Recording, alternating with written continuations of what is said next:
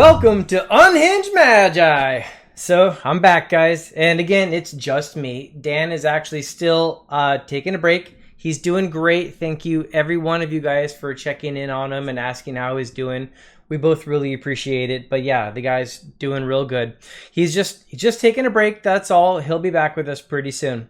So as you saw in the video title, we are actually going to be talking today about just some cards that I think in this current market are undervalued. And this is, again, just my opinion, but I've had a pretty good track record on my previous channel, Edwin the Magic Engineer, of calling out cards that seem to be under where their market value should apparently be.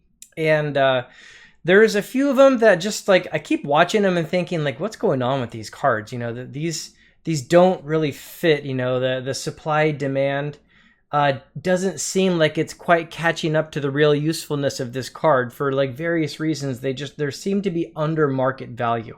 And so I'm just going to call those out. Now I got 10 kind of ones. One of them is basically like a few different cards, but of kind of like a similar kind of thing. You'll see as we go on. Anyways, let me shrink myself up here. So I'm going to go, let's put me here in the corner. So you can still see my ugly face, but at the same time, the primary piece of what you're looking at is the card that is right there. Okay, so yes, the first card I want to talk about is Mox Ruby, because Mox Ruby pretty clearly, from Beta specifically, seems to be undervalued. When you look at this card relative to the other Moxes, on most price trackers, it's just not going for the value that it seems like it should. Remember, all of these beta rares, especially like Power 9, you know, they're just as rare as each other, and people that want them usually want to get an entire set. Now, being able to afford them is something else. So, of course, you know, the ones that are most in demand tend to be, you know, of course, the Sapphire #1 and the Jet #2. But I've seen Sapphire prices going for like upwards of like $8,000, even for like ones that aren't even that great a condition. And I've even seen Jet and Emerald prices going like pretty darn high. But the Ruby, oftentimes, like I've seen prices in the last like couple months down like $3,500, $4,000. The price they're showing right here for this Mox Ruby, they're calling out right about $3,500. But also see how it kind of has these spikes that are, if I pull this date range in, see how it moves up and down, very blocky? That's an indication that there's not a lot of transactions going on. And that's something to keep in mind when you're looking at prices of cards. Where you have a bit more action here, and like it's a little bit of a smoother curve with like more little intermediary spikes, that's times where there's actually transactions that are going. And see, this is all back in 2017 here. This is through 2018, and we know that in the reserve list, and many of these cards have seen this massive spike in values in late 2020, and it's carrying forward all the way till 2021 right now, which is March. And this card, I'm not seeing it follow a lot of those prices, and it really should. So Mox Ruby is clearly undervalued. If you guys see prices around like $3,000 to $4,000 for a decent condition, it's not heavily played, beat up, terrible, just like anything at least decent, a Beta Mox Ruby, then my gosh, man, grab it, because like that card is fantastic value. Okay, so for the next one, very similarly, since I spoke about the Mox Ruby, I had to talk about the Mox Pearl. I keep seeing similar things for the Mox Pearl. When I'm looking for auctions, I see a lot of auctions that just seem to go way under the value that it apparently should be for this card. Again, this is a Beta Power 9 card. This is one of the top ones you can possibly get, right? And prices like around this range, like, well, what is this, $29.99? Okay, let's a little closer, $4,300. Man, no way. No way. If this card was mint condition, I would be expecting it to go between 10 to 20,000, somewhere in that range. If it was like a BGS 9 or 10, if it was mine, I wouldn't sell it for anything less than like 30 to 80 grand or something like that. I mean, my gosh, like this card is a rare card, and it's hard to find them in those values. So if you've got values of like BGS 10, BGS 9 ones that should be going way high, $4,000 for a Beta Mox Pearl, Man, no way.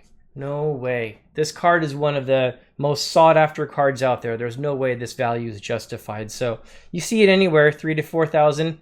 Man, and if it's not like ripped or severely damaged, you should be buying it because that card is fantastic. Okay, next up on the list.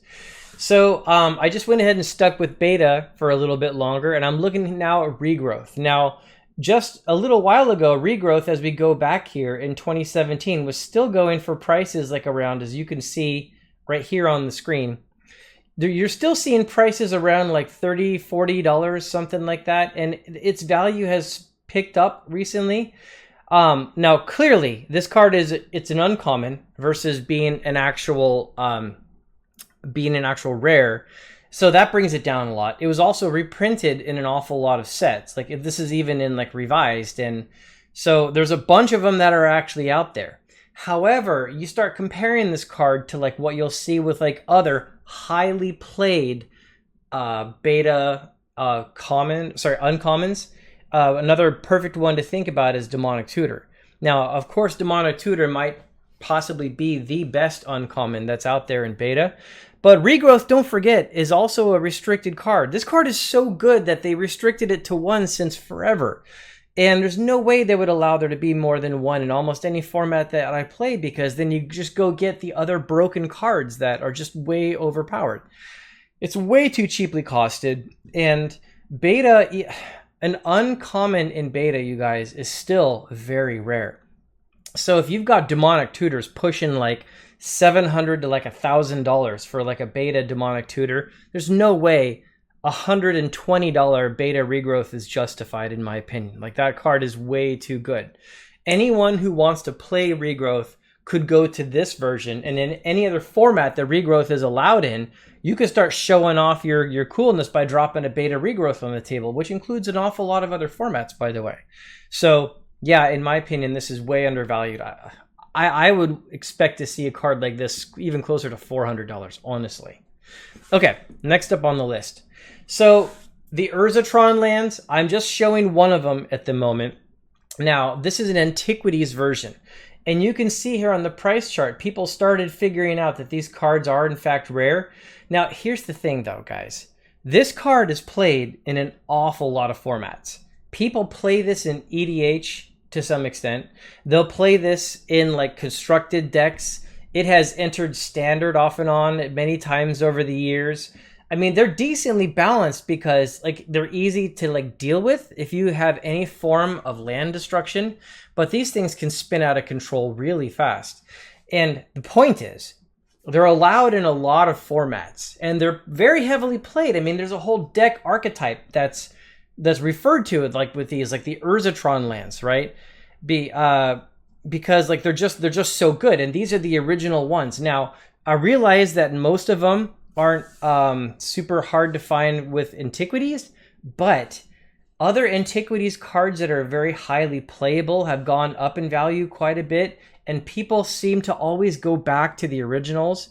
So there's no way in my mind like a dollar price of like $16 is justified for an antiquities card that's a good card, allowed in a lot of formats, and you typically want to have 4 of in your deck if you're going to play them.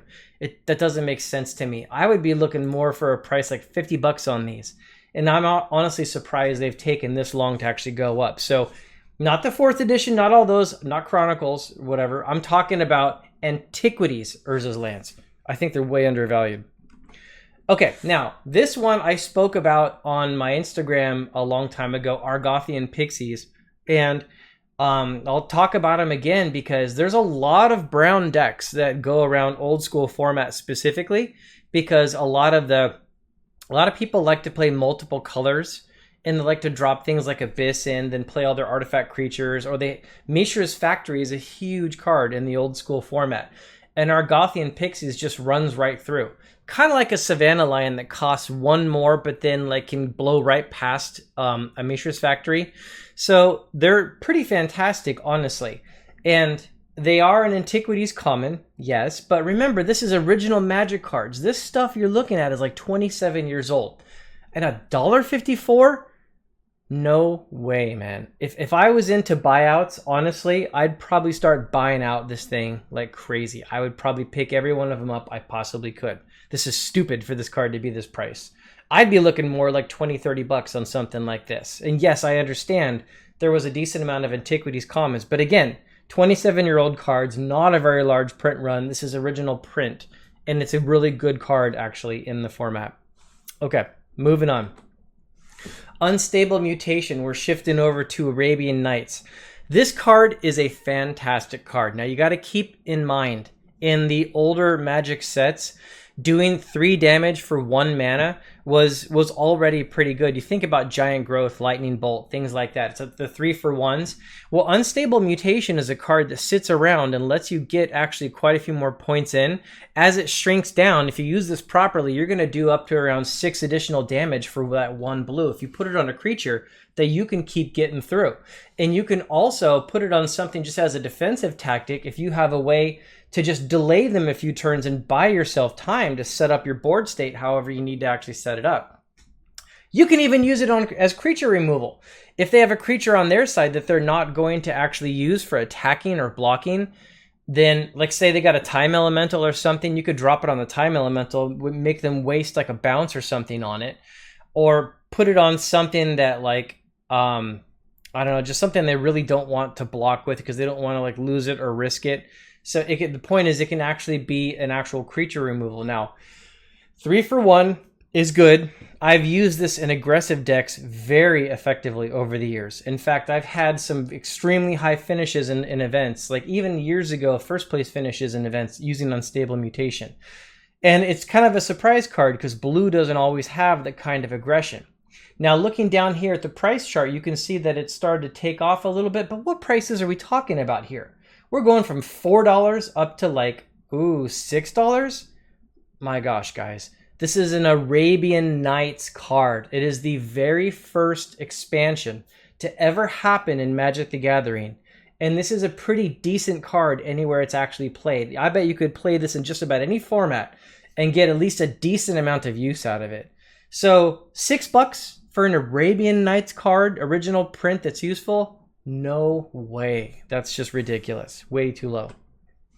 Okay, now this one's a little bit surprising. Now, I actually had this on my list, and I've been planning on making this video, but then time kind of got away from me. And look at what's happened here in like just the recent few days. You see, if you can see right here that there's this big spike up. In fact, I'm going to shrink the time scale so it becomes easier to see. So I was planning on talking about this card right around here, around the $200 range, because this is an Arabian Nights rare, which are already right off the bat, that's something to be said right there. But it's a 3/3 flyer for 4 mana, which is pretty darn good considering especially green, because green doesn't get like a lot of good like flying creatures all the time.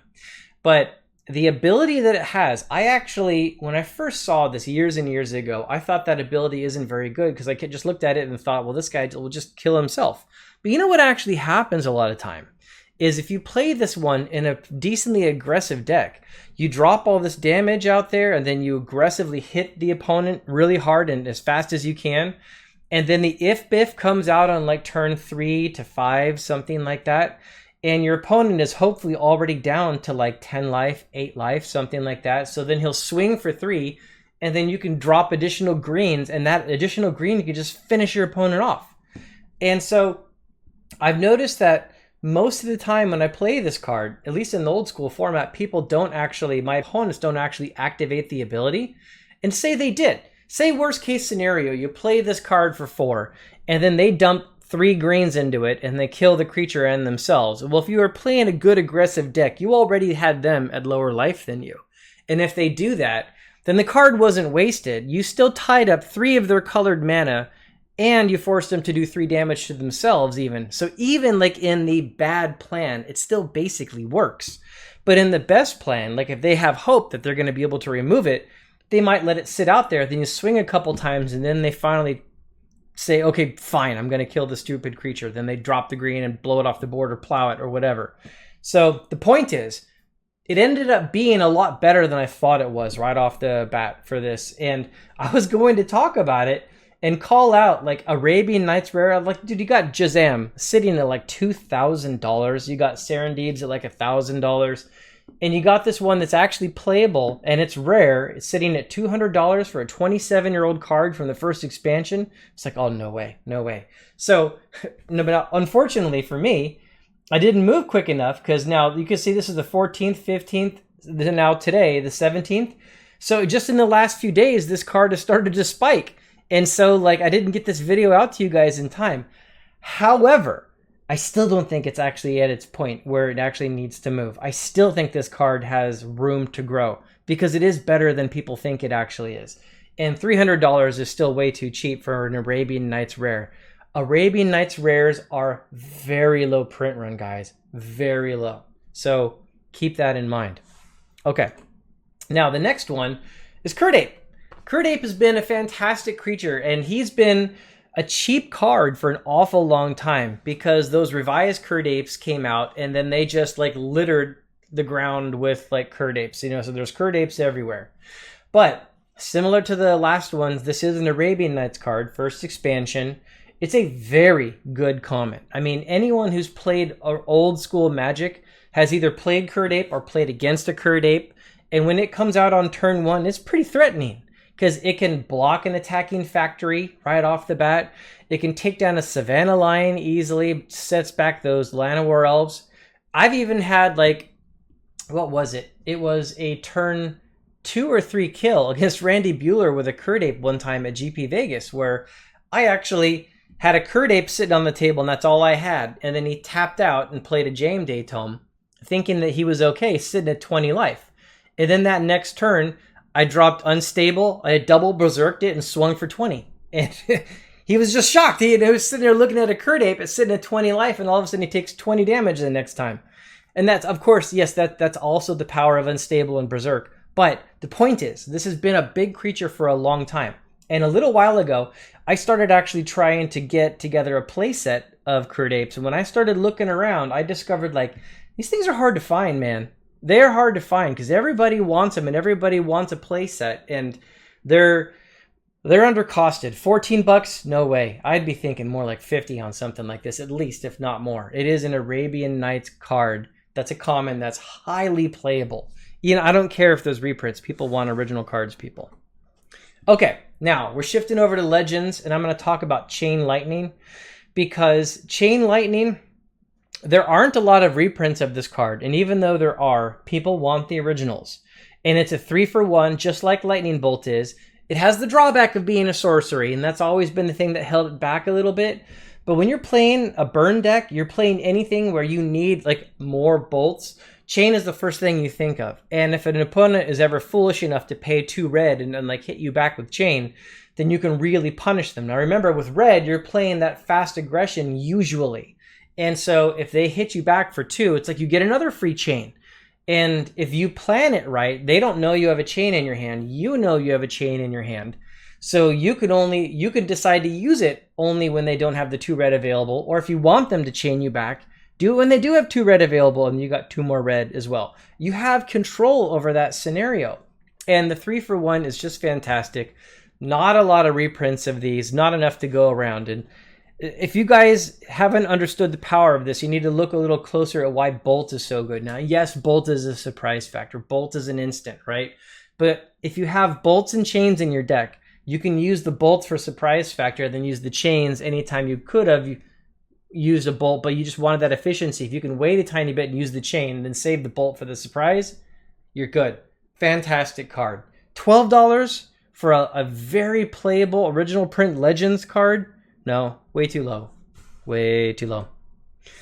Okay, so Spirit Link here. Now, Spirit Link, again, was reprinted like a bunch of other cards were, but this one we're talking about here is a Legends Spirit Link. Now, this one, I believe in Legends, is actually an uncommon. Now, being and it's actually, it says it right here on the screen. Being an uncommon in Legends, now think about like other very useful, very good cards like Mana Drain that are uncommons in Legends. And I know that one is kind of cherry picking a statistic, but but uncommon is much more rare than the commons are. Spirit Link is highly playable in a variety of formats, right? In fact, this card is one of my absolute favorite cards in Commander or EDH, because in a game of Commander or EDH, if you kill someone else's creature, that person's a little irritated at you and might retaliate, right? But think about it if you Spirit Link it. If you Spirit Link their creature, they still get to keep the creature. You didn't actually blow it off the board. And now he's got no reason to attack you, because you'll just lose the life, gain the life right back. So Spirit Linking a creature allows them to keep their best creature. And every time they punish everyone else at the table with it, you get to gain life. That's such a massive swing of power. It's such a shift in the table dynamics for a 1-white enchantment.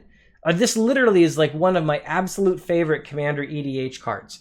And if I'm going to play Commander EDH and I'm going to have a Spirit Link, it's going to be an original Legends Spirit Link, an uncommon from 1994. Extremely old. $18? No, guys. No. No. Just no. So there we go, guys. Those are the kind of 10 cards. You know, I know the Urzatron lands was kind of like a 3-in-1, but those are all undervalued in my opinion. I think that they're definitely way too low. I'm not going to be running out and buying them, because like the cards I have are almost entirely just for playing. But I know people sometimes have sought out my advice on what cards are undervalued. They've specifically asked me, and I think every one of those that I just mentioned are. So I think if you haven't gotten them yet, I absolutely advise you to go grab them before speculators run in and just start buying them out, because they're all way too cheap. So there we go, guys. Unhinged Magi, undervalued cards. Hope you're all having a great time, and I hope you stick with the channel. And if you haven't subscribed yet, please consider subscribing. You know, this is a very fun channel. We do interviews. We get sometimes big names in here. Sometimes we just try to lift up community members. We do pack openings. We do all kinds of stuff on this channel. Playing games as well. So please consider subscribing. And also, any one of those cards that you just saw, please consider clicking on the TCG Player link right below the video, right on the bottom. It's not going to cost you a penny more to click the link to go to TCG Player. But if you use that link and you go to TCG Player and you buy any one of these cards through this link, no matter what store you shop at, but it's through the link, then you're helping to support the Unhinged Magi channel at no additional cost to you. So we'd really appreciate that, guys. And also, please leave a comment below in the video. Tell me if you agree, if you disagree, if you think I'm an idiot. Go ahead and say it. Okay, fine. I get flamed. People flame. Go ahead, though. Okay, list the comments below, and I'll see you guys later. Bye.